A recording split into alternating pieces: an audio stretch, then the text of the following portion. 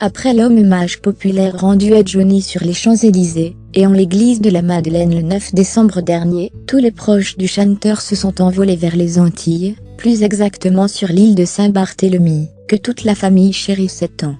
Quelque temps avant sa mort, Johnny Hallyday évoquait d'ailleurs son désir d'être enterré dans le petit cimetière de Lorient, face à la mer, et non loin de la Villa Jade, qu'ils ont achetée avec Laetitia.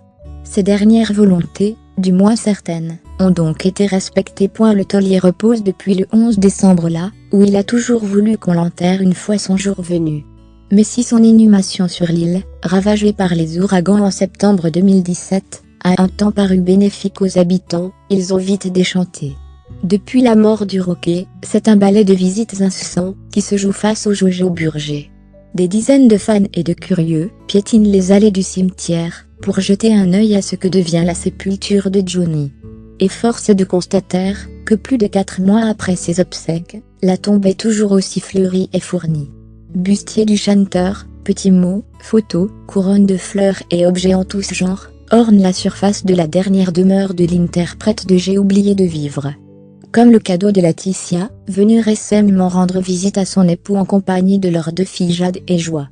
Lundi 16 avril, les 3 femmes de sa vie revenaient pour la première fois sur la sépulture du roquet depuis leur départ en janvier, forcés par les services d'immigration américains. Et pour marquer le coup, le trio a tenu à y déposer un cœur taillé dans le corail. Un geste symbolique pour signaler que malgré l'absence de ces dernières semaines, l'amour, lui, est toujours là.